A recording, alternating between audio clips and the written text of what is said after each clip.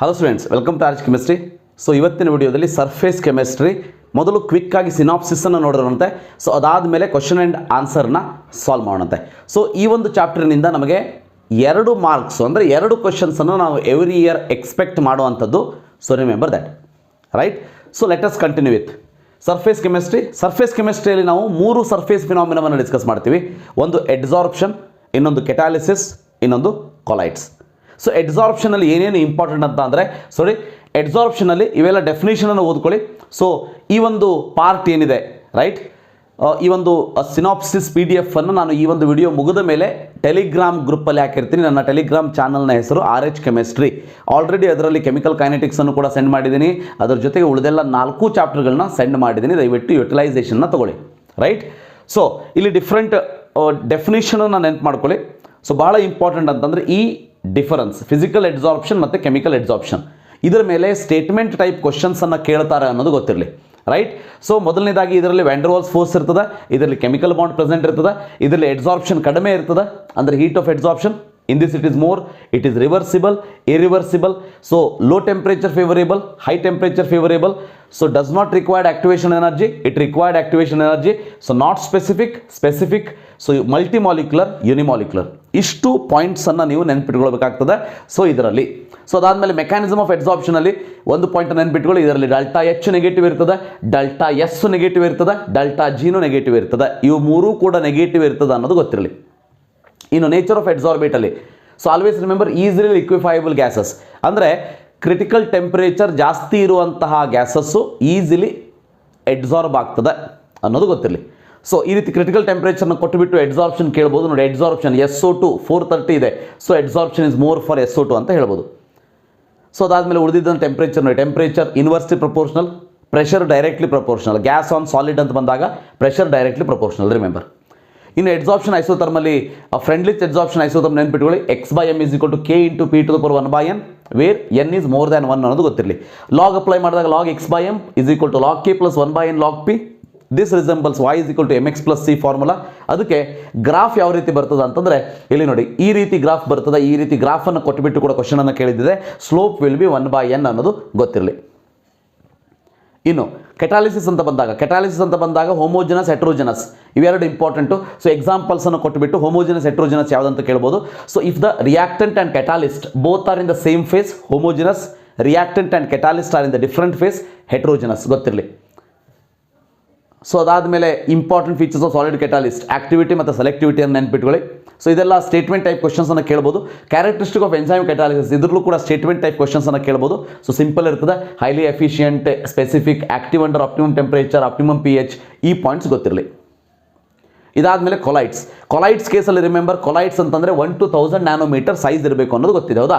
So ಇದರಲ್ಲಿ ಒಂದೊಂದು ಮಾರ್ಕ್ಸನ್ನು ಕ್ವಶನನ್ನು ಇಲ್ಲಿ ಫ್ರೇಮ್ ಮಾಡ್ಬೋದು. ಅಂದರೆ ಸಾಲಿಡ್ ಸೋಲ್ ಅಂದರೆ, so what is dispersion phase, what is dispersion medium, such type of question can be asked. So ಇದನ್ನು ಸ್ವಲ್ಪ ಒಂದೊಂದಕ್ಕೆ ಒಂದೊಂದು ಟೈಪ್ ಕೊಲೈಡ್ಗೆ ಒಂದೊಂದು ಎಕ್ಸಾಂಪಲ್ ಆದರೂ ನೆನ್ಪಿಟ್ಕೊಳ್ಳಿ.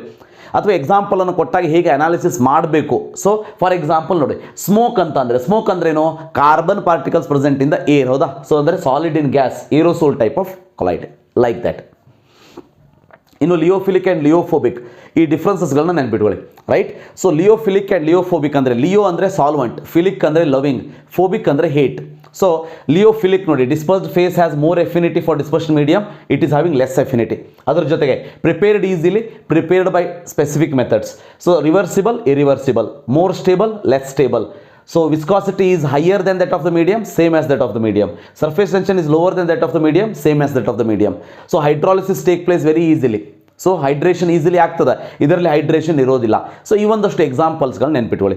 ಇದರ ಜೊತೆಗೆ remember multimolecular, macromolecular and associated. So multimolecular colloid ಅಂದರೆ ಜನರಲಿ ಲಿಯೋಫೋಬಿಕ್ ಕೊಲೈಡ್ಸ್. ಮಲ್ಟಿಮಾಲಿಕ್ಯುಲರಲ್ಲಿ ಜನರಲಿ ಲಿಯೋಫೋಬಿಕ್ ನೇಚರ್ ಇರ್ತದೆ, ಮ್ಯಾಕ್ರೋಮಾಲಿಕ್ಯುಲರ್ಲಿ ಜನರಲಿ ಲಿಯೋಫಿಲಿಕ್ ನೇಚರ್ ಇರ್ತದೆ ಅನ್ನೋದು ಗೊತ್ತಿರಲಿ. ಅಂದರೆ ಇದರಲ್ಲಿ ಲಿಯೋಫಿಲಿಕ್ ಅಂತ ಕೊಟ್ಟದೇ ಮ್ಯಾಕ್ರೋಮಾಲಿಕ್ಯುಲರ್ ಕೊಟ್ಟುಬಿಟ್ಟು ಈ ಕ್ಯಾರೆಕ್ಟರಿಸ್ಟಿಕ್ ಕೊಟ್ಟರು ಕೂಡ ಇಟ್ ಈಸ್ ಕರೆಕ್ಟ್ ಆನ್ಸರ್. ಇನ್ನು ಅಸೋಸಿಯೇಟೆಡ್ ಕೊಲೈಡಲ್ಲಿ ಒಂದೇ important point, that is soap souls will have negatively charge particle. So ಅದರಲ್ಲಿ 2 ಪಾಯಿಂಟು, ಕ್ರಿಟಿಕಲ್ ಮಿಸೈಲ್ ಕಾನ್ಸಂಟ್ರೇಷನ್ ಮತ್ತು ಕ್ರಾಫ್ಟ್ ಟೆಂಪರೇಚರ್ ಗೊತ್ತಿರಲಿ. Formation of missile only above particular temperature called as craft temperature. The formation of the missile under associated colloids take place only above certain concentration called as critical missile concentration. ಇದನ್ನು ಕೂಡ 4 ವ್ಯಾಲ್ಯೂಸನ್ನು ಕೊಟ್ಟುಬಿಟ್ಟು critical missile ಕಾನ್ಸಂಟ್ರೇಷನ್ನ ಕೊಟ್ಟುಬಿಟ್ಟು ಯಾವುದು possible ಆಗ್ತದ ಅಂತ ಕೇಳಿದಿದೆ, ಅದನ್ನು previous yearly solve ಮಾಡಿಸ್ತೀನಿ. ಇನ್ನು ಲಿಯೋಫೋಬಿಕ್ ಕೊಲೈಡ್ಸ್ ಪ್ರಿಪರೇಷನಲ್ಲಿ ಬ್ರೀಡಿಂಗ್ ಸಾರ್ಕ್ ಮೆಥಡ್ ಒಂದು ನೆನ್ಪಿಟ್ಕೊಳ್ಳಿ. ಪೆಪ್ಟೈಸೇಷನ್ ಮೆಥಡ್ ಅಂತಂದರೆ conversion of freshly prepared precipitate into the colloidal sol. So ಇನ್ನು ಆಕ್ಸಿಡೇಷನ್ ಹೈಡ್ರಾಲಿಸಿಸ್ ಇವೇನು ಅವಶ್ಯಕತೆ ಇಲ್ಲ. ಸೊ ಇನ್ನು ಕ್ವಾಲಿಗೇಟಿವ್ ಪ್ರಾಪರ್ಟೀಸ್ ಬಂದಾಗ ಪ್ರಾಪರ್ಟೀಸ್ ಆಫ್ ಕೊಲೈಡ್ ಅಂತ ಬಂದಾಗ ಕ್ವಾಲಿಗೇಟಿವ್ ಪ್ರಾಪರ್ಟೀಸಲ್ಲಿ values are very low due to aggregation ಅಂತ ಇದೆ. ಅಂದರೆ colligative properties of the colloids are in between that of the true solution and the suspension. ಇನ್ನು ಬ್ರೌನಿಯನ್ ಮೂವ್ಮೆಂಟ್ ಜಿಗ್ಜಾಗ್ ಮೋಷನ್ ಅಂತ ಕರಿತೀವಿ. Electrophoresis. So electrophoresis ಒಂದು ನೆನ್ಪಿಟ್ಕೊಳ್ಳಿ, very important. ಅಂದರೆ if the charge on the colloid is cation it will move towards cathode. If the charge on the colloid is anion, move towards the anode. E migration of colloid towards the particular electrode is called as electrophoresis. Remember that. Tyndall effect, scattering of colloidal particles, electrical properties. ಇವೆಲ್ಲ ಆಯಿತು. coagulation, precipitation of colloid. ಹೌದಾ? coagulation ಅಂತಂದರೆ conversion of colloid to the suspension. Right. So ಅದರಲ್ಲಿ ಬೇರೆ ಬೇರೆ ಮೆಥಡನ್ನು ಹೇಳ್ತೀವಿ. ಹೌದಾ? ಸೊ ಬಾಯ್ಲಿಂಗ್ ಹೇಳ್ತೀವಿ, ಎಡಿಷನ್ ಆಫ್ ಎಲೆಕ್ಟ್ರೋಲೈಟ್ ಹೇಳ್ತೀವಿ, so or addition of oppositely charge sol ಅಂತ ಹೇಳ್ತೀವಿ. ಸೊ ಇವೆಲ್ಲ ಒಂದಷ್ಟು ಮೆಥಡ್ಸ್ಗಳು. ಇನ್ನು very important protective power. Actually ನಮಗೆ ಗೋಲ್ಡ್ ನಂಬರ್ ನಮ್ಮ ಸಿಲೆಬಸ್ಸಿಗೆ ಇಲ್ಲ, so don't worry about that. ಇನ್ನು protecting power colloid this coagulating power ಭಾಳ ಇಂಪಾರ್ಟೆಂಟು. ಸೊ ಆ ಒಂದು ವ್ಯಾಲ್ಯೂಸ್ ಬಗ್ಗೆ ಕ್ವಶನ್ ಬಂದಾಗ ಅದ್ರ ಬಗ್ಗೆ ಡೀಟೇಲ್ ಆಗಿ ಹೇಳ್ತೀನಿ.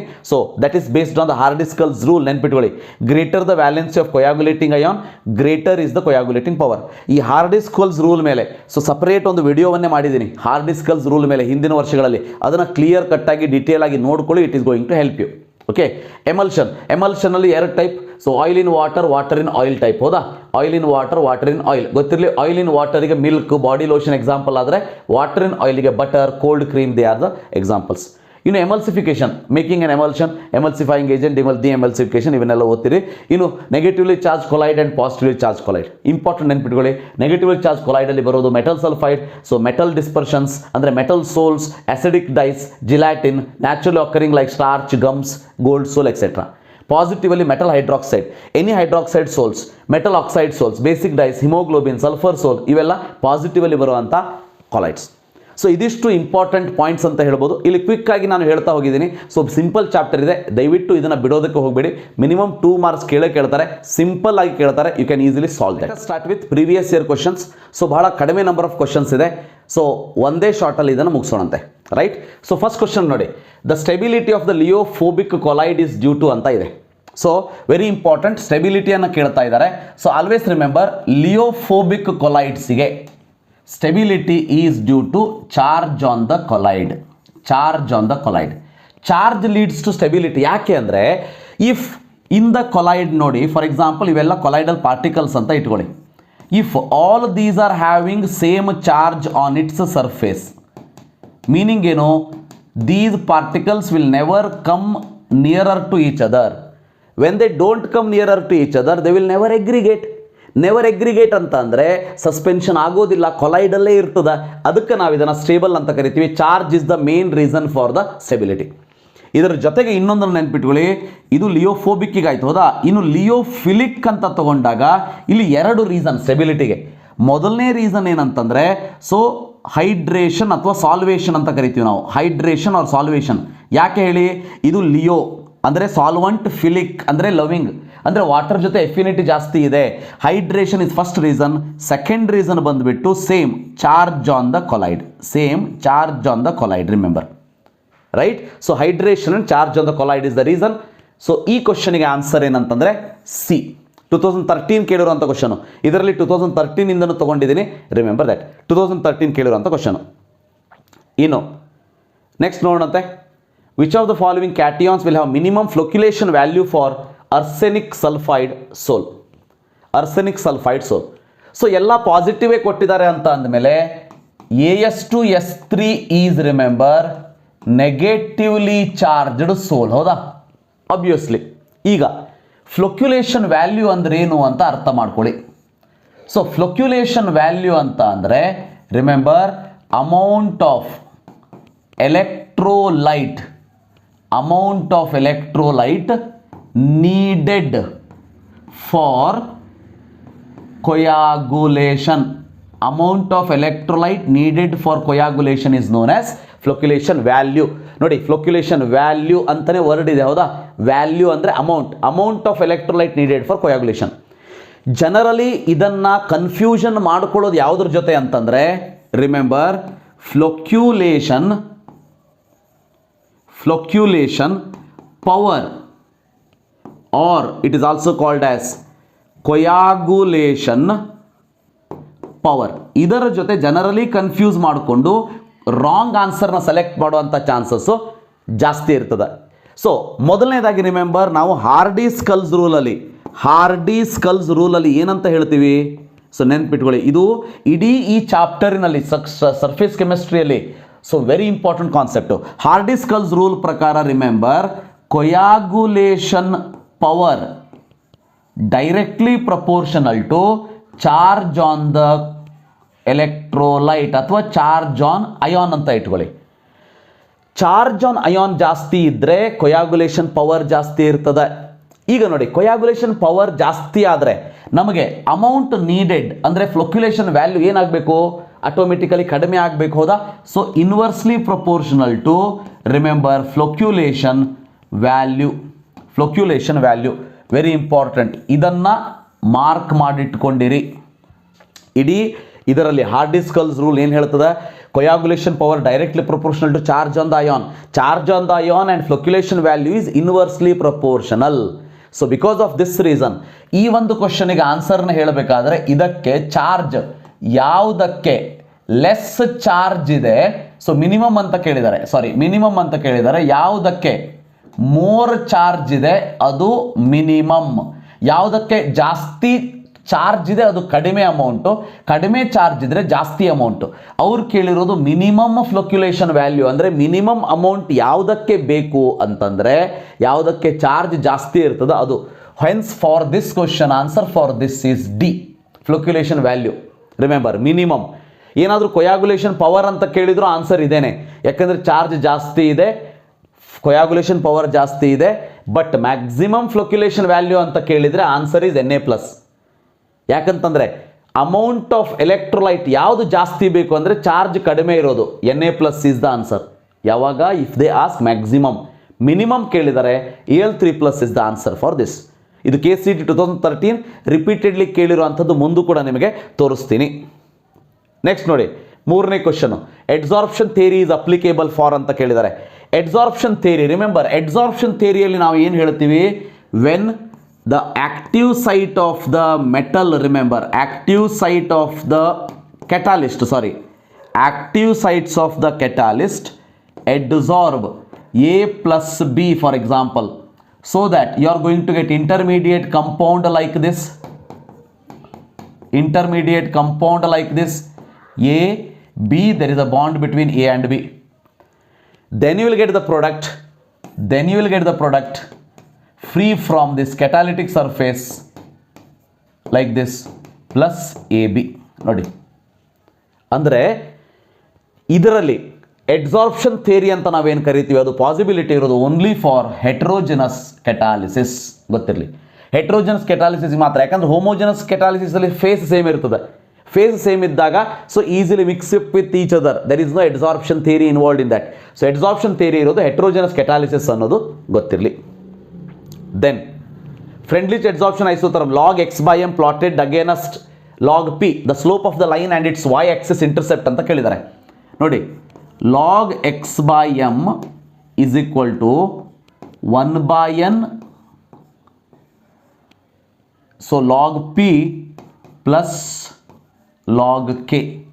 ಸ್ವಲ್ಪ ರಿವರ್ಸ್ ಬರ್ದಿದ್ದೀನಿ ಅಷ್ಟೇ, ಯಾಕಂದರೆ this is from remember x/m is equal to k into p to the power 1/n. So ಇದಕ್ಕೆ ನಾವು ಲಾಗ್ ಅಪ್ಲೈ ಮಾಡಿದಾಗ you will get log x/m. So ಇದು ನೋಡಿ, y is equal to mx plus c formula ಇದೆ. So ಇಷ್ಟು ಬಂದರೂ ಸಾಕು ನಿಮಗೆ. ಸ್ಲೋಪ್ ಅಂದರೆ m ಅಂದರೆ 1/n ಇಸ್ ದ ಸ್ಲೋಪ್, ಹೌದಾ? ಇನ್ನು ಇಂಟರ್ಸೆಪ್ಟ್ ಯಾವ್ದು ಬರ್ತದೆ? Log k, right? So 1/n and log k. Answer for this question is C. Then gold sol is not ಅಂತ ಕೇಳಿದ್ದಾರೆ, ಭಾಳ important. Gold sol is not, ನೋಡಿ, macromolecular, multimolecular, lyophobic, negatively charged ಅಂತ ಇದೆ. First of all remember gold sol is negatively charged. Okay, gold sol is negatively charge ಅಲ್ಲಿ ಬರ್ತದೆ. ಇನ್ನು ಲಿಯೋಫೋಬಿಕ್ ಹೌದು ಅಲ್ವಾ ಅಂತ ನೋಡಿ. ಜನರಲಿ ನೆನ್ಪಿಟ್ಕೊಳ್ಳೋದು ಹೇಗೆ ನೆನ್ಪಿಟ್ಕೊಳ್ಳಿ ಅಂತಂದರೆ, ಲಿಯೋಫಿಲಿಕ್ ಅಂದರೆ generally naturally occurring sols, right. Lyophobic ಅಂತ ಅಂದರೆ ಪ್ರಿಪೇರ್ಡ್ ಇನ್ ಲ್ಯಾಬ್ ಅಂತ ಇಟ್ಕೊಳ್ಳಿ. ಅದಕ್ಕೆ ನೋಡಿ, ಇದಕ್ಕೆ ಎಫಿನಿಟಿ ಕಡಿಮೆ ಇದೆ between disperse phase and dispersed medium, ಇದಕ್ಕೆ ಎಫಿನಿಟಿ ಜಾಸ್ತಿ ಇದೆ. ಸೊ ಇದನ್ನೇ ನಾವು ಇನ್ನೊಂದು ಕ್ಲಾಸಿಫಿಕೇಶನ್ ಅಂತ ಹೇಳ್ತೀವಲ್ಲ ಪಾರ್ಟಿಕಲ್ ಸೈಜ್ ಮೇಲೆ, ಅದನ್ನು ಹೇಳಿದರೆ most of the lyophilic sols are macromolecular colloid. ಗೊತ್ತಿರಲಿ, ಮ್ಯಾಕ್ರೋಮಾಲಿಕ್ಯುಲರ್ ಕೊಲೈಡ್ ಅಥವಾ sol. Lyophobic sols are generally multi molecular colloid. ಯಾಕಂದರೆ ಮಲ್ಟಿ ಮಾಲಿಕ್ಯುಲರ್ಗೆ ನಾವು ಜನರಲಿ ಸಲ್ಫರ್ ಸೋಲ್ ಹೇಳ್ತೀವಿ, ಗೋಲ್ಡ್ ಸೋಲ್ ಹೇಳ್ತೀವಿ Ag, ಸಿಲ್ವರ್ ಸೋಲ್ ಹೇಳ್ತೀವಿ Ag, gold sol Au, platinum etcetera ಹೇಳ್ತೀವಿ. Macromolecular ಬಂದಾಗ we are going to give the example as a starch. ಎಲ್ಲ biomolecules ನೋಡಿ, starch, cellulose, albumin, these are the examples you are going to tell. ಅಂದರೆ ಇದರಲ್ಲಿ multi molecular ಅಂದರೆ gold sol, ಹೌದಾ. Lyophobic sols ಅಂದರೆ multi molecular, ಅದಕ್ಕೆ gold sol is negatively charged which is not ಅಂತ ಇದೆ ನೋಡಿ. 2 ಸಾರಿ ಕೇಳಿರೋದು 2014 ಮತ್ತು 18 same question repeated. So the answer for this question is A. ಯಾಕಂದರೆ ಮ್ಯಾಕ್ರೋಮಾಲಿಕ್ಯುಲರ್ಲಿ ಗೋಲ್ಡ್ ಸೋಲ್ ಬರೋದಿಲ್ಲ, hence the answer is A. Next 6th one, which of the following colloid cannot be easily coagulated ಅಂತ ಇದೆ ನೋಡಿ. Once again, cannot be easily coagulated ಅಂತಂದರೆ lyophilic. ಗೊತ್ತಿರಲಿ, lyophilic option ಇದೆಯಾ? ಇಲ್ಲ, ಹೌದಾ. Lyophilic sols are, remember, multi molecular ಅಂತ ಕೊಟ್ಟಿದ್ದಾರೆ, ಮ್ಯಾಕ್ರೋಮಾಲಿಕ್ಯುಲರ್ ಅಂತ ಕೊಟ್ಟಿದ್ದಾರೆ. ಯಾವುದು ಈಗ ಜಸ್ಟ್ ಹೇಳಿದೆ ನಾನು, ಲಿಯೋಫಿಲಿಕ್ ಈಸ್ ಮ್ಯಾಕ್ರೋಮಾಲಿಕ್ಯುಲರ್ ಕೊಲೈಡ್. ಆ್ಯಂಡ್ ರಿವರ್ಸಿಬಿಲಿಟಿ ಇರ್ರಿವರ್ಸಿಬಿಲಿಟಿ ತಗೊಂಡ್ರೆ ಲಿಯೋಫಿಲಿಕ್ ಸೋಲ್ಸ್ ಆರ್ ರಿವರ್ಸಿಬಲ್, ಹೌದಾ. ಈ ಕ್ವಶನ್ಗೆ ಬರ್ರಿ. ಕೆನಾಟ್ ಬಿ ಈಸಿಲಿ ಕೊಯಾಗುಲೇಟೆಡ್ ಅಂದ್ರೆ ಇವೆಲ್ಲ ಆಯಿತು, ಹೌದಾ. ಅಂದರೆ ಕೆನಾಟ್ ಬಿ ಈಸಿಲಿ ಕೊಯಾಗುಲೇಟೆಡ್ ಅಂತಂದರೆ ಲಿಯೋಫಿಲಿಕ್ ಆಯಿತು, right. Lyophilic cannot be easily coagulated, which means lyophobic can be coagulated easily. It is not the answer. Lyophobic is nothing but irreversible, hence it is not the answer. Lyophilic is macromolecular, multimolecular is not the answer, hence the answer for this question is macromolecular colloid. ಯಾಕಂತಂದ್ರೆ cannot be easily coagulated ಅಂದ್ರೆ lyophilic sol ಅಂತಂದ್ರೆ macromolecular colloid. Because of that answer is D. ನಾವು here ಮತ್ತೆ ಇದು ನೋಡಿ, already ನಾವು discuss ಮಾಡಿದ್ದೀವಿ. Ag plus ಸೋಲ್ ಇದೆ ನಮ್ಮ ಹತ್ರ. Ag ಪ್ಲಸ್ ಇದೆ ಅಂತಂದ್ರೆ it is positively charged sol, ಹೌದಾ. ಸೊ ಮ್ಯಾಕ್ಸಿಮಮ್ ಫ್ಲೋಕ್ಯುಲೇಷನ್ ವ್ಯಾಲ್ಯೂ ಅಂತ ಕೇಳಿದ್ದಾರೆ. ಮ್ಯಾಕ್ಸಿಮಮ್ ಫ್ಲೋಕ್ಯುಲೇಷನ್ ವ್ಯಾಲ್ಯೂ ಅಂತಂದ್ರೆ ರಿಮೆಂಬರ್ ಲೆಸ್ ಚಾರ್ಜ್ ಅನ್ನ ನೋಡಬೇಕು, ಲೆಸ್ ಚಾರ್ಜ್ ಇರೋದನ್ನ ನೋಡಬೇಕು. ಓಕೆ, ಅದನ್ನೇ ಏನಾದರೂ ಮ್ಯಾಕ್ಸಿಮಮ್ ಫ್ಲೋಕ್ಯುಲೇಷನ್ ಅಥವಾ ಕೊಯಾಗುಲೇಷನ್ ಪವರ್ ಅಂತ ಕೇಳಿದರೆ, ಪವರ್ ಮ್ಯಾಕ್ಸಿಮಮ್ ಚಾರ್ಜ್ ಇರೋದನ್ನು ನೋಡಬೇಕಿತ್ತು ನೀವು, ಅಂದರೆ more charge. Maximum flocculation value ಕೇಳಿದರೆ ಅದಕ್ಕೆ ಮಿನಿಮಮ್ ಚಾರ್ಜ್ ಇರೋದನ್ನು ನೋಡಿ. ಮಿನಿಮಮ್ ಚಾರ್ಜ್ ಅಂದರೆ ಇದು ಪಾಸಿಟಿವ್ ಇರೋದಕ್ಕೆ ನಾವು ನೆಗೆಟಿವ್ ನೋಡಬೇಕು. ಇದು S2 ಮೈನಸ್, ಇದು PO4 3 ಮೈನಸ್, ಇದು Cl ಮೈನಸ್, ಇದು SO4 2 ಮೈನಸ್, ಹೌದಾ. ಲೆಸ್ ಚಾರ್ಜ್ ಇರೋದಂದ್ರೆ ಆನ್ಸರ್ ಶುಡ್ ಬಿ NaCl, ಹೌದಾ. ಕರೆಕ್ಟ್ ಅರ್ಥ ಮಾಡ್ಕೊಳ್ಳಿ. ಇದರಲ್ಲಿ ನೀವು ಅರ್ಥ ಮಾಡ್ಕೊಳ್ಳಿಲ್ಲ ಅಂತಂದ್ರೆ PO4 3 ಮೈನಸ್ ಹಾಕಿ ಬರ್ತೀರಿ. ಸೊ PO4 ಇದೇನಿದೆಯಲ್ಲ, this is having maximum coagulation power ಇರುವಂಥದ್ದು. ನೋಡಿ, ಹಿಂದಿನ ಕ್ವಶನಲ್ಲಿ ನಾವು ಡಿಸ್ಕಸ್ ಮಾಡಿದ್ವಿ ಮಿನಿಮಮ್ ಫ್ಲೋಕ್ಯುಲೇಷನ್ ವ್ಯಾಲ್ಯೂ ಅಂದರೆ ಮ್ಯಾಕ್ಸಿಮಮ್ ಚಾರ್ಜ್ ನೋಡಿದ್ವಿ. ಇದರಲ್ಲಿ maximum flocculation value minimum charge ನೋಡಿ. So the answer is Cl minus, so NaCl is the answer. Next, which of the following curve is in accordance with the Freundlich adsorption isotherm ಅಂತ ಕೇಳಿದ್ದಾರೆ. ಸೊ Freundlich adsorption isothermal ಏನಂತ ಹೇಳ್ತೀವಿ? So once again ಈಗ just ಹೇಳಿದಿನಲ್ಲ, log x/m is equal to 1/n log p plus log k, y is equal to mx plus c, right? So it is a straight line which is not passing through origin, andre 0, andre this is not the answer. This straight line curve ಬರಬೇಕು, ಅದಕ್ಕಾಗಿ ಇದು ಅಲ್ಲ. So the answer for this question is C, straight line curve ಬರುವಂಥದ್ದು, ಹೌದಾ. So this is the answer for this, very simple. Next ನೋಡಿ 9th one 2016 ಕೇಳಿರುವಂಥದ್ದು statement type question ಕೇಳ್ತಾರೆ. Which is incorrect with respect to physisorption. Physisorption ನೋಡಿ, physisorption involve van der Waals force, correct one. Van der Waals force. Chemical ಅಡ್ಸಾರ್ಪ್ಷನಲ್ಲಿ chemical bonds ಇರ್ತದೆ. So easily liquefiable gases are adsorbed easily, correct statement. ಅಂದರೆ ಇದರಲ್ಲಿ answer ಅಲ್ಲ. Under high pressure results into multimolecular layer. See we know that multimolecular ಅಂದರೆ physisorption, ಅಂದರೆ ಇದು ಕೂಡ correct statement. But wrong statement ನೋಡಿ. Delta H adsorption is low is correct, ಆದರೆ positive is wrong. The answer should be negative. ನೋಡಿ, ಅರ್ಧ correct ಇದೆ, ಅರ್ಧ ರಾಂಗ್ ಇದೆ. ಅದಕ್ಕೆ ಆನ್ಸರ್ ಯಾವುದು? Answer is D. 2016 ಕೇಳಿರುವಂಥದ್ದು ಇನ್ನೊಂದು ಕ್ವಶನ್ ನೋಡಿ. ಸೊ ಜಿಯೋಲೈಟ್ ಅಂತ ಕೇಳಿದ್ದಾರೆ. Remember, zeolite is an example for shape selective catalysis. ನೆನಪಿದೆಯಾ? ಸೊ ಇದರಲ್ಲಿ ಶೇಪ್ ಸೆಲೆಕ್ಟಿವ್ ಕೆಟಾಲಿಸಿಸ್ ಅಂತಂದ್ರೆ, so for this the example for the catalyst those have, remember, honeycomb like structure ಅಂತ ಹೇಳ್ತೀವಿ ನಾವು. ಹನಿ comb like structure ಅಂತ ಕರಿತೀವಿ. ಹನಿ comb like structure ಅಂತಂದ್ರೆ ಅದರಲ್ಲಿ ಸ್ಮಾಲ್ ಸ್ಮಾಲ್ ಪೋರ್ಸ್ ಇರಬೇಕು, ಅಪರ್ಚರ್ಸ್ ಇರಬೇಕು, ಅಂದರೆ ಸ್ಮಾಲ್ ಪ್ಲೇಸಸ್ ಇರಬೇಕು, ಕ್ಯಾವಿಟಿ ಇರಬೇಕು, ಎಲ್ಲ ಒಂದೇ ಇದು, ಹೌದಾ? So the answer for this question is D, all of this. Remember. Then sulphur sol contains ಅಂತ ಇದೆ, 2016 ಕೇಳಿರುವಂಥದ್ದು. ಸಲ್ಫರ್ ಸೋಲ್ ಅಂತಂದ್ರೇನು? ಸಲ್ಫರ್ ಸೋಲ್ ಅಂತಂದ್ರೆ S8 molecules aggregated together. Remember, sulfur sol is an example for multimolecular collide. Multimolecular collide idu. For example, for multimolecular collide. So, S8 molecules irtade idralli. S8 molecules irtade. Aggregation ಆಗ್ತದೆ. Because of that, large aggregation of S molecule, ಅಂದ್ರೆ nothing but S8 molecule is the correct answer for this. Next KCET 2017 ನೋಡಿ. Once again statement type question. Which is not a favourable condition for physical adsorption. ನೋಡಿ, physical ಅಡ್ಸಾರ್ಪ್ಷನ್ಗೆ which is not a favourable condition. High pressure favourable condition, ಹೌದಾ? Low temperature favourable condition, ಕರೆಕ್ಟಾ? High critical temperature favourable condition. ಯಾವುದು high favourable condition ಇಲ್ಲ? That is high temperature. High temperature is favourable for chemical adsorption. Physical adsorption ಗೆ high temperature is not a favorable condition, hence the answer is C. Next 2017 ಕೇಳಿರುವಂತ question ಬಹಳ simple ಇದೆ ನೋಡಿ. Right the process of responsible for the formation of delta in the river.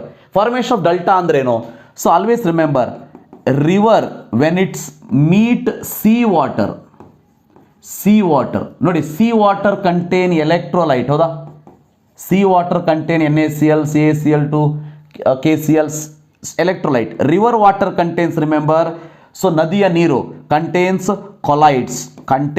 colloids, remember, mud particle, dust particle, etc. The place where river water meets sea water, so coagulation take place. Remember, coagulation ಅಂತಂದ್ರೆ colloids can converted into suspension. ಅಂದರೆ larger size particle ಎಗ್ರಿಗೇಷನ್ ಆಗ್ತದೆ. ಅವೆಲ್ಲ ಎಗ್ರಿಗೇಟ್ ಆಗಿದ್ದು ಇಲ್ಲಿ ಬಂದು settle ಆಗ್ತದೆ. ಆ settle ಆಗಿರುವಂತಹ ಪ್ಲೇಸ್ ನಮಗೆ ಯಾವ ರೀತಿ ಕಾಣಿಸ್ತದ ಅಂತಂದರೆ, it looks like a mathematical symbol delta. ಈ ರೀತಿ ಕಾಣಿಸ್ತದೆ. ಅದನ್ನು ಫಸ್ಟ್ ಟೈಮ್ ಅನಾಲಿಸಿಸ್ ಮಾಡಿದವರು ಹೇಳಿದ್ದರು. ಸೊ ಅದೇ ರೀತಿ ಕಾಣಿಸ್ಬೇಕಂತ ಏನಿಲ್ಲ, ಬಟ್ ಅಲ್ಲಿ ಒಂದಷ್ಟು ಥಿಕ್ ಪ್ಲೇಸಸ್ ಕಾಣಿಸ್ತದೆ. ಅದನ್ನೇ ಫಾರ್ಮೇಷನ್ ಆಫ್ ಡೆಲ್ಟಾ ಅಂತ ಕರೆದ್ವಿ. ಈಗ ಅವ್ರು ಕೇಳ್ತಿರೋದು formation of delta which is responsible for the process which is responsible for that. So definitely coagulation is the answer for this. Remember, coagulation is the answer. ಯಾಕಂದ್ರೆ peptization ಅಂತಂದ್ರೆ conversion of freshly prepared precipitate into colloid. It is not colloid into precipitate. Colloidal formation ಅಂತೂ ಅಲ್ಲ, emulsification ಅಂತೂ ಅಲ್ಲ. Coagulation is the answer for this. Remember. ಇನ್ನು hydrogenation of vegetable oils in presence of finely divide nickel as a catalysis reaction is, see, this reaction can be written like this: hydrogen gas when it react with oils liquid, so in presence of nickel as a catalyst solid, right, fats you are going to get. So idರಲ್ಲಿ ನೋಡಿ, so catalyst ಅಂದ್ರೆ reactant phase is different. Liquid ಇದೆ, gas ಇದೆ, solid ಇದೆ. ಅದಕ್ಕೆ ಇದು heterogeneous catalysis ಅಲ್ಲಿ ಬರುವಂಥ ಪ್ರೊಸೆಸ್ಸು. ಸಿಂಪಲ್ ಇದೆ, ಇಂಪಾರ್ಟೆಂಟ್. 2017 ಕೇಳಿರುವಂಥದ್ದು. ನೆಕ್ಸ್ಟು 2019, ಇದು ಕೂಡ ಎಕ್ಸಾಂಪಲ್ ಫಾರ್ ಹೆಟ್ರೋಜನ್ ಹೋಮೋಜನಸ್ ಕೆಟಾಲಿಸಿಸ್ ಅಂತ ಕೇಳಿದ್ದಾರೆ. ಹೋಮೋಜಿನಸ್ ಕೆಟಾಲಿಸಿಸ್ ನೋಡಿ, oxidation of NH3 Ostwald process ನೆನಪಿದೆಯಾ? ಓಸ್ಟ್ವಾರ್ಡ್ ಪ್ರೊಸೆಸ್ಸಲ್ಲಿ ammonia gas reacts with oxygen to form in presence of platinum or rhodium as a catalyst solid. ಇದು you are going to get NO plus H2O ಅಂತ ಬರ್ತದೆ. ಓಸ್ಟ್ವಾರ್ಡ್ first step ನೆನ್ಪು ಮಾಡ್ಕೊಳ್ಳಿ. ಇದು gas, ಇದು solid ಅಂದರೆ heterogeneous catalysis. Hence it is not the answer. ಇನ್ನು NH3 by Haber's process ನೋಡಿ, N2 gas plus 3H2 gas give rise to 2NH3 gas. So iron is the catalyst, solid ಇವೆರಡು gas. So heterogeneous catalysis ಅಲ್ಲಿ ಬರ್ತದೆ, homogeneous ಅಲ್ಲ. ಇನ್ನು ಉಳಿದಿರೋದು ಎರಡು, oxidation of SO2 by contact process ನೆನಪಿದೆಯಾ? SO2 plus O2 give rise to SO3. ನಾ ಇಲ್ಲಿ ಬ್ಯಾಲೆನ್ಸ್ ಮಾಡಿಲ್ಲ. ಇದು ಗ್ಯಾಸ್ ಪ್ಲಾಟಿನಮ್ ಸಾಲಿಡ್, ಅಥವಾ V2O5 ಕೆಟಾಲಿಸ್ಟ್ ನಾವು ಯೂಸ್ ಮಾಡ್ಬೋದು, ವಿಚ್ ಇಸ್ ಆಲ್ಸೋ ಸಾಲಿಡ್. ಅಂದರೆ ಸಾಲಿಡ್ ಆ್ಯಂಡ್ ಗ್ಯಾಸ್ ಇದೆ. So this is also not the answer. So the answer for this question is C. Remember, lead chamber process same procedure. Lead chamber process ಏನಿದೆಯಲ್ಲ same procedure. Catalyst ಯಾವುದಂತಂದರೆ NO gas. ನೋಡಿ, SO2 gas, O2 gas, NO gas, then it comes under homogeneous catalysis. So the answer for this question is C. ಬಹಳ important, ನೆನ್ಪಿಟ್ಕೊಳ್ಳಿ. ಇನ್ನು 2019 ಕೇಳಿರುವಂಥ question ನೋಡಿ, critical micelle concentration ಅನ್ನು ಕೊಟ್ಟಿದ್ದಾರೆ. Right, micelle formations possible only when the concentration of soap solution is ಕೊಟ್ಟಿದ್ದಾರೆ. So soap solution is remember above 1.5 into 10⁻⁻⁴ ಇರಬೇಕು. ಯಾಕೆಂದರೆ critical micelle concentration ಅಂತಂದರೆ it is a minimum concentration above which formation of colloid take place. Above which ಅಂತಂದರೆ ಇದಕ್ಕಿಂತ ಮೇಲಿರಬೇಕು ಅಂತ ಅಂದರೆ ನೋಡಿ, ಇದಕ್ಕಿಂತ ಜಾಸ್ತಿ ಇರೋದು ಯಾವುದು? ಇದಂತೂ ಆಗೋದಿಲ್ಲ, ಕಡಿಮೆ ಆಯಿತು. -5 ಅಂದರೆ ಕಡಿಮೆ ಆಯಿತು, ಇದು ಕಡಿಮೆ ಆಯಿತು. Answer for this question is this 2 × 10⁻³ ಇನ್ನು 2020 ಕೇಳಿರುವಂಥ ಕ್ವಶನ್ ನೋಡಿ, ಭಾಳ ಸಿಂಪಲ್ ಇದೆ, ಭಾಳ ಇಂಪಾರ್ಟೆಂಟ್ ಇದು ಕೂಡ. So AgNO3, always remember AgNO3 when it reacts with potassium iodide you are going to get AgI precipitate. ನೋಡಿ, AgI precipitate. Now next step is peptization method. Freshly prepared precipitate converted into AgI Sol. Remember. So ಹೇಗೆ? For this you have to add common ion ಇರುವಂಥ ಕಂಪೌಂಡನ್ನು add ಮಾಡಬೇಕು. ಈಗ ಅವರು ನೋಡಿ, ಈಗ ಇದರೊಳಗೆ common ion ಇರುವಂಥ ಕಂಪೌಂಡು AgNO3 ಹೋದು, KI ಹೋದು. ಬಟ್ ಏನಾಗ್ತದ, ಯಾವುದು ಎಕ್ಸೆಸ್ ಉಳಿತದ ಅದು. ಈಗ ನೋಡಿ, AgNO3 0.1 m ತೊಗೊಂಡಿದ್ದಾರೆ, KI ಅನ್ನು 0.2 m ತೊಗೊಂಡಿದ್ದಾರೆ. ಸೊ ಜಸ್ಟ್ ಇಮ್ಯಾಜಿನ್, ಇದು 1:1 ರಿಯಾಕ್ಷನ್ ಆಗಿರೋದಕ್ಕೆ 0.1 AgNO3 ರಿಯಾಕ್ಟ್ ಆದರೆ ಇದರಿಂದನೂ 0.1 ರಿಯಾಕ್ಟ್ ಆಗ್ತದ, ಹೌದಾ? ಅಂದರೆ ಲೆಫ್ಟ್ ಔಟ್ ಈಸ್ 0.1. ಅಂದರೆ 0.2ದಲ್ಲಿ 0.1 ಮಾತ್ರ ರಿಯಾಕ್ಟ್ ಆಗಿಬಿಟ್ಟು AgI ಆಗಿದೆ. ಅಂದರೆ in the same container there is a presence of KIXS. ಗೊತ್ತಿರಲಿ, KIXS. Hence remember it is a suitable electrolyte, peptizing agent ಅಂತ ಕರಿತೀವಿ. Suitable electrolyte have converted precipitate into the sol. ಈಗ question ಏನು ಅಂತಂದರೆ, AgI ಸೋಲ್ ಮೇಲೆ ಒಂದು charge ಅಂತೂ ಇರಲೇಬೇಕು. ಯಾವ ಚಾರ್ಜ್ ಇದೆ ಹಾಗಾದರೆ? ನೋಡಿ, ಚಾರ್ಜ್ ಯಾವ್ದು ಇರ್ತದೆ ಅಂತಂದರೆ ಕಾಮನ್ ಅಯಾನ್ ಯಾವುದು ಅದರ ಚಾರ್ಜ್ ಇರ್ತದೆ. ಈಗ ಇದರಲ್ಲಿ ಕಾಮನ್ ಅಯಾನ್ ಯಾವುದು? ಅಯೋಡಿನ್, ಹೌದಾ? I-. So I- charge will be there, negative charge will be there on this colloid. Correct ಅರ್ಥ ಮಾಡ್ಕೊಳ್ಳಿ. AgNO3 ಜೊತೆ KI ರಿಯಾಕ್ಟ್ ಆಗಿ AgI ಬರ್ತದೆ. ಇದೇನಾದರೂ 1:1 ಇದ್ದಿದ್ರೆ ಪ್ರೆಸಿಪಿಟೇಟ್ ಆಗಿ ಸೋಲ್ ಆಗಿ ಕನ್ವರ್ಟ್ ಆಗೋದೇ ಇಲ್ಲ, ಪ್ರೆಸಿಪಿಟೇಟ್ ಅಷ್ಟೇ ಫಾರ್ಮ್ ಆಗಿಬಿಡ್ತದೆ. ಈಗ ಪ್ರೆಸಿಪಿಟೇಟ್ ಇರೋದು ಸೋಲ್ ಆಗಿದೆ ಅಂತಂದರೆ ಇದಕ್ಕೆ ನಾವು ಎಕ್ಸೆಸ್ ಆಫ್ KI ಅನ್ನು ಆ್ಯಡ್ ಮಾಡಿದ್ದೀವಿ. KI ಎಕ್ಸೆಸ್ ಇರೋದಕ್ಕೆ negative charge, iodine charge is common. ಇದೇ ಏನಾದರೂ ರಿವರ್ಸ್ ಇದ್ದಿದ್ರೆ ರಿಮೆಂಬರ್ ಅಂದರೆ 0.2 m AgNO3 ಕೊಟ್ಬಿಟ್ಟು ಇದನ್ನೇನಾದರೂ 0.1 m KI ಕೊಟ್ಟಿದ್ದಿದ್ರೆ this could have form AgI positively charged sol. My dear students, ಗೊತ್ತಿರಲಿ ಯಾಕೆ? ಬಿಕಾಸ್ ಕಾಮನ್ ಅಯಾನ್ ಯಾವ್ದಾಗ್ಬಿಡ್ತು ಈಗ ಇದರಲ್ಲಿ? Ag ಆಗಿಬಿಡ್ತದೆ. ಯಾಕಂದರೆ ಇದು AgI ಫಾರ್ಮ್ ಆಯಿತು, ಎಕ್ಸೆಸ್ ಇರೋದು ಯಾವುದು? AgNO3. ಬಟ್ ಇದರಲ್ಲಿ negative charge. So negative charge ಯಾಕೆ ಬರ್ತದೆ? Absorption of I- ions. Because of this answer for this question is C. Remember that. ನಾವು this is a very simple question. KC 2020 ಕೇಳಿರುವಂಥದ್ದು. During adsorption ನಮ್ಗೆ ಗೊತ್ತಿದೆ delta H negative ಇರ್ತದೆ, delta S negative ಇರ್ತದೆ, delta Gನೂ ಕೂಡ negative ಇರ್ತದೆ. ಅಂದರೆ 3 ನೆಗೆಟಿವ್ ಇರೋದು ಯಾವುದು? Delta G less than 0, less than 0, less than 0. So your mark is more than 0. ಹೌದಾ? ಸೊ ಇಲ್ಲಿ ಲೆಸ್ ದ್ಯಾನ್ 0 ಮಾರ್ಕ್ ಮಾಡಿ ನಿಮ್ಮ ಮಾರ್ಕ್ಸು ಇಂಥ ಕ್ವಶನ್ ಕೇಳಿದರೆ ಮೋರ್ ದ್ಯಾನ್ 0 ಆಗ್ತದೆ. So the answer for this question is D. 2021 ಕೇಳಿರುವಂಥ ಕ್ವಶನ್ ಸ್ವಲ್ಪ twist ಮಾಡಿ ಕೇಳಿದ್ದಾರೆ ನೋಡಿ.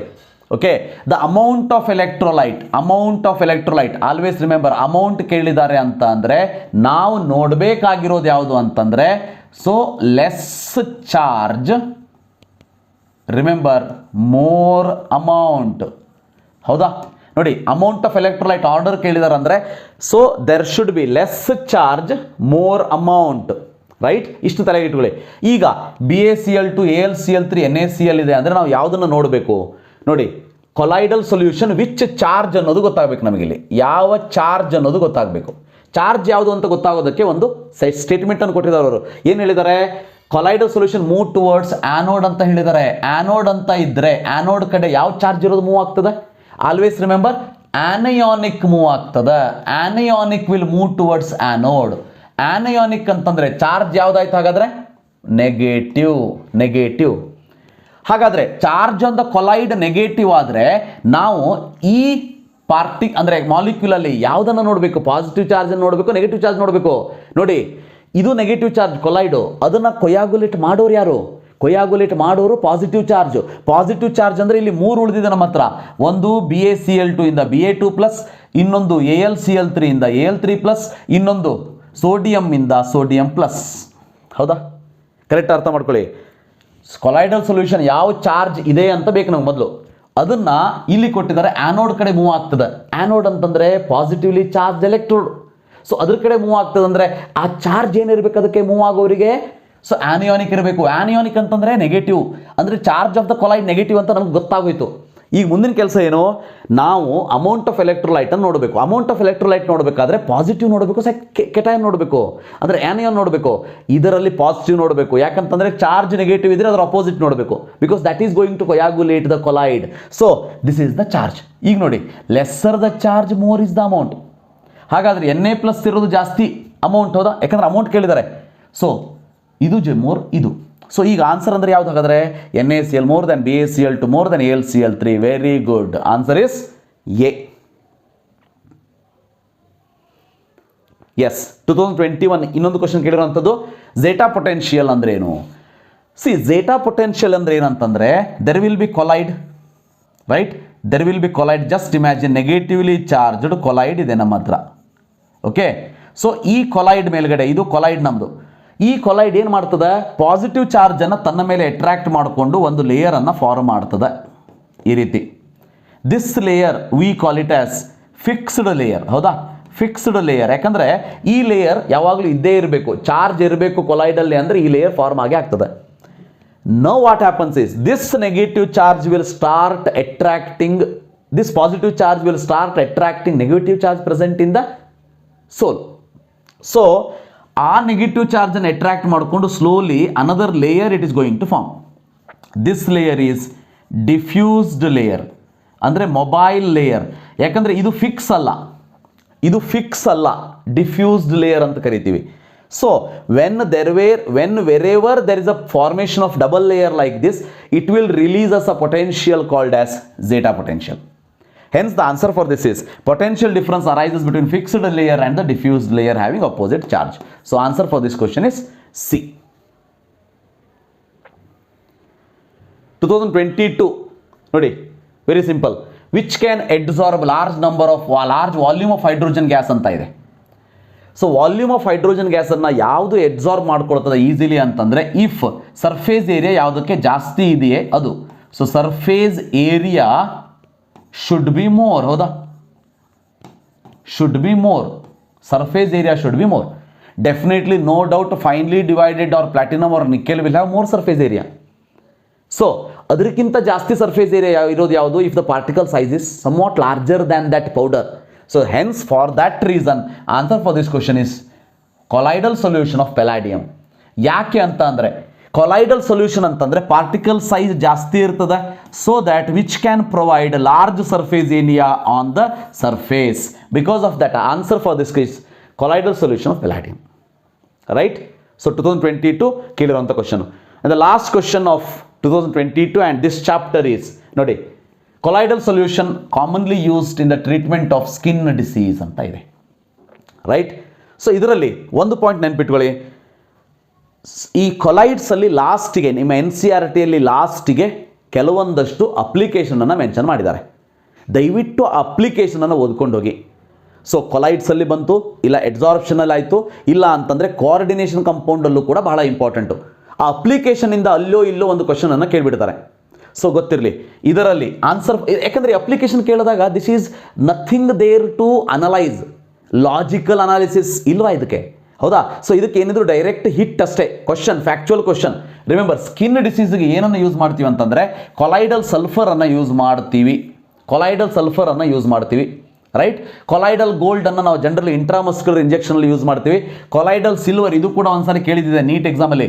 ಸೊ ರಿಮೆಂಬರ್, ಐ ಲೋಷನಲ್ಲಿ ಯೂಸ್ ಮಾಡ್ತೀವಿ. ಸಿಲ್ವರನ್ನು ಐ ಲೋಷನಲ್ಲಿ ಯೂಸ್ ಮಾಡ್ತೀವಿ.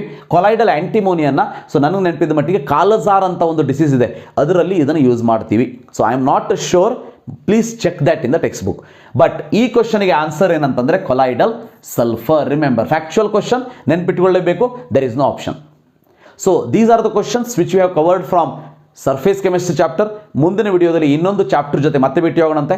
ಸೊ ನಿಮ್ಮ ಎಲ್ಲ ಫ್ರೆಂಡ್ಸ್ಗಳು ಕೂಡ ಇದನ್ನು ಶೇರ್ ಮಾಡಿ, ಸೊ ಯಾರ್ಯಾರಿಗೆ ಅವಶ್ಯಕತೆ ಇದೆ ಅನ್ನೋರಿಗೆ. ಸೊ ಯಾಕಂತಂದರೆ ಸೊ ಈ ಒಂದು ಪ್ರೀವಿಯಸ್ ಇಯರ್ ಕ್ವಶನ್ಸ್ಗಳು ಬಹಳ ಇಂಪಾರ್ಟೆಂಟ್ ಆಗ್ತದೆ. ಸೊ ಇದೇ ಸೇಮ್ ಕ್ವಶನ್ ಕೇಳ್ತಾರ ಅಂತ ಹೇಳೋದಿಲ್ಲ ನಾನು, ಬಟ್ ಇದರ ಒಂದು ಅನಾಲಿಸಿಸನ್ನು ನೀವು ಮಾಡ್ತಾ ಹೋದ್ರಿ ಅಂತಂದರೆ ಸೇಮ್ ಕಾನ್ಸೆಪ್ಟ್ ಮೇಲೆ ಕ್ವಶನ್ನ ಕೇಳಿದಾಗ ನಿಮಗೆ ಸಾಲ್ವ್ ಮಾಡೋದಕ್ಕೆ ಈಸಿ ಆಗ್ತದೆ. So I hope you have understood. Thank you for watching. Have a nice day.